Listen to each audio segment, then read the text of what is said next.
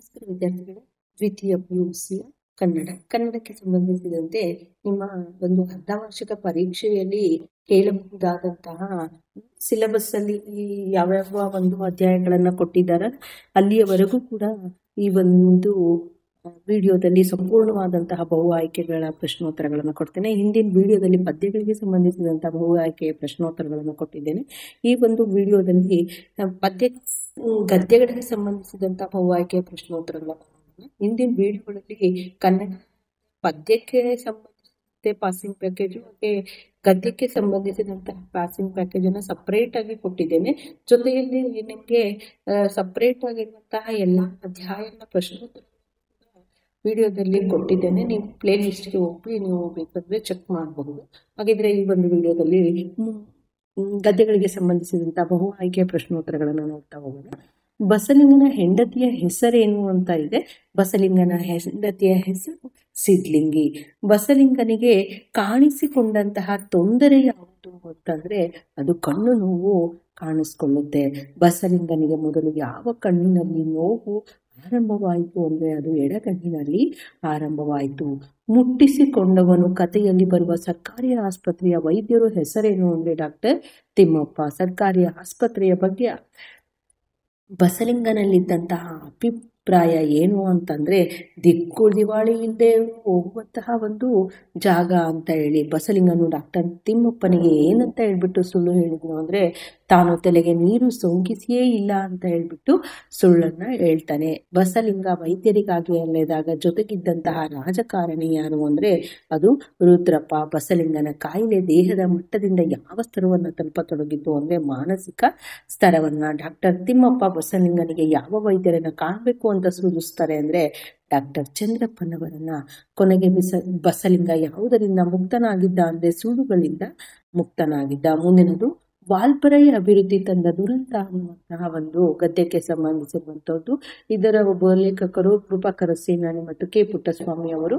ಆಕರ ಗ್ರಂಥವನ್ನ ಜೀವಜಾಲ. ಬ್ರಿಟಿಷರಲ್ಲಿ ಆಯ್ದು ಬಂದಿರುವಂತಹ ಆನುಷಂಗಿಕ ಗುಣ ಯಾವುದು ಅಂದ್ರೆ ಹೊಸತನ್ನ ಶೋಧಿಸುವ ಮತ್ತು ಅನ್ವೇಷಿಸುವಂತಹ ಒಂದು ಪ್ರವೃತ್ತಿ. ವಾಲ್ಪರೈಗೆ ಬಂದ ಬ್ರಿಟಿಷ್ ಪ್ರಜೆ ಯಾರು ಅಂದ್ರೆ ಕಾರ್ವರ್ ಮಾರ್ಷ್ ಅನ್ನುವಂಥದ್ದು. ಮಾರ್ಷ್ ವಾಲ್ಪರೈಗೆ ಬಂದದ್ದು ಯಾವಾಗ ಅಂದ್ರೆ ಅದು 1890ರಲ್ಲಿ. ಮಾರ್ಷ್ನ ಜೊತೆಗಾರನ ಹೆಸರೇನು ಅಂದ್ರೆ ಅದು ಪೂಣಚ್ಚಿ. ಕೆಂಪು ಪಟ್ಟಿಗೆ ಸೇರಿದಂತಹ ಪ್ರಾಣಿ ಯಾವುದು ಅಂದ್ರೆ ಸಿಂಹಬಾಲದ ಕೋತಿ. ವಾಲ್ಪರೈನ ದುರಂತದ ಮೂಲ ಬೀಜಗಳು ಯಾವ ರೂಪದಲ್ಲಿ ಬಂದವು ಅಂದ್ರೆ ಅದು ಚಹಾ ಬೀಜದ ರೂಪದಲ್ಲಿ ಬಂದ್ವು. ಮುಂದಿನ ಒಂದು ಗದ್ಯ ಆಯ್ಕೆ ಇದೆ ನಮ್ಮ ಕೈಯಲ್ಲಿ ಅನ್ನುವಂಥದ್ದು. ಈ ಒಂದು ಗದ್ಯದ ಲೇಖಕರು ಶ್ರೀಮತಿ ನೇಮಚಂದ್ರ. ಆಕರ ಗ್ರಂಥವನ್ನ ನೋಡೋದಾದ್ರೆ ಬದುಕು ಬದಲಿಸಬಹುದು ಅನ್ನುವಂಥದ್ದು. ಪ್ರಶ್ನೆ, ಏನ್ ಬೇಕಾಗುತ್ತೆ? ಎಲ್ಲಾ ಹಣೆ ಬರಹ ಆಗೋದಾಗುತ್ತೆ ಎಂದಾಗ ಯಾರಿಗೆ ರೇಗಿ ಹೋಗ್ತಾ ಇತ್ತು ಅಂದ್ರೆ ಅದು ಲೇಖಕಿಯ ಪತಿ ಯಾವ ತೊಂದರೆಯಿಂದ ಬಳಲ್ತಾ ಇದ್ರು ಅಂದ್ರೆ ಅದು ಕಿಡ್ನಿ ಸ್ಟೋನ್ ಇಂದ ಅವರು ಬಳಲ್ತಾ ಇದ್ರು. ಇನ್ನು ಕಿಡ್ನಿ ಸ್ಟೋನ್ ಬಗ್ಗೆ ತಿಳಿಯಲು ಲೇಖಕಿ ಯಾರನ್ನ ಭೇಟಿ ಮಾಡ್ತಾರೆ ಅಂದ್ರೆ ಕಮಲಾ ಮೇಡಮ್ ಮತ್ತು ಮುದ್ದೇಗೌಡರನ್ನ ಭೇಟಿ ಮಾಡ್ತಾರೆ. ಮೂತ್ರಪಿಂಡದ ಕಲ್ಲು ಸ್ಥಳವೇನಾದರೂ ಚಲಿಸಿದ್ದರೆ ತಿಳಿಯಲು ಲೇಖಕಿಯ ಪತಿಯನ್ನ ಎಲ್ಲಿಗೆ ಕರೆದೊಯ್ತಾರೆ ಅಂತ ಅದನ್ನ ಚೆಕ್ ಮಾಡ್ಲಿಕ್ಕೆ ಅಂದ್ರೆ ಸೋನೋಗ್ರಫಿ ರೂಮ್ಗೆ ಕರೆದೊಯ್ತಾರೆ.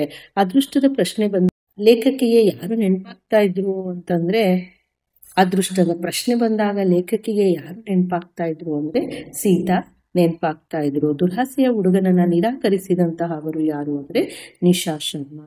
ಮುಂದಿನ ಒಂದು ಗದ್ಯ ಕನ್ನಡವನ್ನ ಕಟ್ಟುವ ಕೆಲಸ ಅನ್ನುವಂಥದ್ದು.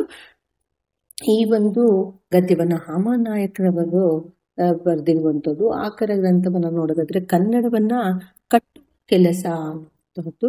AR ಕೃಷ್ಣಶಾಸ್ತ್ರಿಗಳು ಎಲ್ಲಿ ನಡೆದ ಸಾಹಿತ್ಯ ಸಮ್ಮೇಳನದ ಅಧ್ಯಕ್ಷರಾಗಿದ್ದರು ಅಂತ ಅಂದ್ರೆ ಅದು ಹೈದರಾಬಾದ್ನಲ್ಲಿ. ನಮ್ಮ ದೇಶದಲ್ಲಿ ಕಿಲವಾಗಿ ಹೋದಂತಹ ಧರ್ಮ ಯಾವುದು ಅಂದ್ರೆ ಅದು ಬೌದ್ಧ ಧರ್ಮ. ಪ್ರಾಂತೀಯ ಭಾಷೆಗಳ ಸ್ಥಾನವನ್ನು ಆಕ್ರಮಿಸುತ್ತಿರುವ ಭಾಷೆಗಳು ಯಾವುವು ಅಂದ್ರೆ ಇಂಗ್ಲಿಷ್ ಮತ್ತು ಹಿರಿಯ ಭಾಷೆ ಕಲಿಯದ ಅನ್ಯ ಭಾಷಿಕರು ಏನಾಗ್ತಾರೆ ಅಂದ್ರೆ ದ್ವೀಪಜೀವಿಗಳು ಆಗ್ತಾರೆ. ಯಾವುದು ನಮ್ಮ ಮೈಗೆ ಹತ್ತುವುದು ಅಂದ್ರೆ ನಮ್ಮ ಭಾಷೆಯಲ್ಲಿ ಕಲಿತದ್ದು ಮೈಗೆ ಹತ್ತುವುದು. ಕನ್ನಡದ ಮೂಲಕ ಕಲಿತು ಶ್ರೇಷ್ಠ ವಿಜ್ಞಾನಿ ಆದಂತಹವರು ಡಾಕ್ಟರ್ CNR ರಾವ್ ಅವರು. ತಮ್ಮ ರಾಜ್ಯದಲ್ಲಿ ತಾವೇ ತಬ್ಬಲಿಗಳಾಗಿರುವವರು ಯಾರು ಅಂತಂದ್ರೆ ಅದು ಕನ್ನಡಿಗರು. ಬದುಕು ಯಾವುದರ ಯಾವುದನ್ನು ಬಿಟ್ಟು ಇರುವುದಿಲ್ಲ ಅಂದರೆ ಬದುಕು ಅನ್ನುವಂಥದ್ದು ಭಾಷೆಯನ್ನು ಬಿಟ್ಟು ಇರುವುದಿಲ್ಲ. ಕನ್ನಡದ ಸಮಸ್ಯೆಗೆ ಪರಿಹಾರ ದೊರಕಿಸಲು ನಾವು ಏನು ಮಾಡಬೇಕು ಅಂತಂದರೆ ನಾವು ಕನ್ನಡಿಗರಾಗಬೇಕು. ಹಾಗೆ ಮುಂದಿನ ಗದ್ಯ ಧಣಿಗಳ ಬೆಳ್ಳಿ ಲೋಟ ಅನ್ನುವಂತಹದ್ದು. ಧಣಿಗಳ ಮನೆಯ ಪಕ್ಕದಲ್ಲಿ ಹರಿಯುತ್ತಿದ್ದಂತಹ ಹೊಳೆ ಯಾವುದು ಅಂದ್ರೆ ಅದು ಶಾಂಭವಿ ಹೊಳೆ. ಮುಸುರೆ ಪಾತ್ರೆಯಲ್ಲಿ ಮರಿ ಮೀನುಗಳು ಹಿಡಿಯುವಂತಹ ಆಟ ಮಾಡ್ತಾ ಇದ್ದವರು ಯಾರು ಅಂದ್ರೆ ಅದು ಕೂಟ. ದಣಿಗಳ ಹೆಸರೇನು ಅಂದ್ರೆ ವೆಂಕಪ್ಪಯ್ಯ. ಬೆಳ್ಳಿ ಲೋಟವನ್ನ ಲಪಟಾಯಿಸಿದಂತಹ ಅಪವಾದವನ್ನ ಯಾರ ಮೇಲೆ ಹೊರಿಸಲಾಯಿತು ಅಂದ್ರೆ ಕುಡುಕನ ಕುಟುಂಬದ ಮೇಲೆ ಹೊರಿಸಲಾಗುತ್ತೆ. ದಣಿ ಎಂದಿಗೂ ಯಾರನ್ನ ನಂಬುವುದಿಲ್ಲ ಅಂದ್ರೆ ಒಕ್ಕಲ ಮಕ್ಕಳನ್ನ ನಂಬುವುದಿಲ್ಲ. ದಣಿಗಳು ಹೊಳೆಯ ಹೂಳೆತ್ತಲು ಯಾರಿಗೆ ಹೇಳ್ತಾರೆ ಅಂದ್ರೆ ಕುಡುಕನಿಗೆ ಹೇಳ್ತಾರೆ. ತನ್ನ ಬಣ್ಣ ಮತ್ತು ಗಾಂಭೀರ್ಯವನ್ನು ಕಳೆದುಕೊಂಡಿದ್ದ ವಸ್ತು ಯಾವುದು ಅಂದ್ರೆ ಅದು ಬೆಳ್ಳಿ ಲೋಟ. ದಣಿಗಳ ದಾಂಪತ್ಯಕ್ಕೆ ಯಾವುದು ಮೂಕ ಸಾಕ್ಷಿಯಾಗಿತ್ತು ಅಂದ್ರೆ ಅದು ಬೆಳ್ಳಿ ಲೋಟ. ಇಷ್ಟು ನಿಮ್ಮ ಅರ್ಧವಾರ್ಷಿಕ ಪರೀಕ್ಷೆಗೆ ಕೇಳಬಹುದಾದಂತಹ ಒಂದು ಗದ್ಯಗಳಿಗೆ ಸಂಬಂಧಿಸಿದಂತಹ ಬಹು ಆಯ್ಕೆಯ ಪ್ರಶ್ನೋತ್ತರಗಳಾಗಿತ್ತು. ಇವುಗಳನ್ನ ನೀವು ಸರಿಯಾಗಿ ಅಭ್ಯಾಸ ಮಾಡಿದ್ರೆ ನಿಮ್ಮ ಒಂದು ಅರ್ಧವಾರ್ಷಿಕ ಪರೀಕ್ಷೆಯಲ್ಲಿ ಬಹು ಆಯ್ಕೆಯ ಪ್ರಶ್ನೆಗಳನ್ನು ಸುಲಭವಾಗಿ ಉತ್ತರಿಸಬಹುದು ಅನ್ನುವಂಥದ್ದು ನನ್ನ ಅನಿಸಿಕೆ.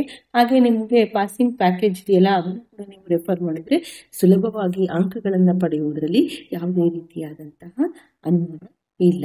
ಧನ್ಯವಾದಗಳು.